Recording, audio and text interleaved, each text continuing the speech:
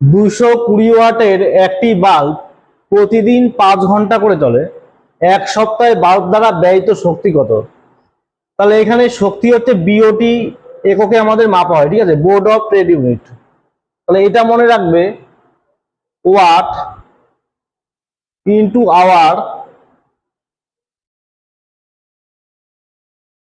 Into day, ঠিক আছে, আর নিচে হচ্ছে 1000 দিয়ে ভাগ হবে। তাহলে এখানে আমাদের ওয়াটটা কত ওয়াট দেওয়া ছিল? 220 ওয়াট।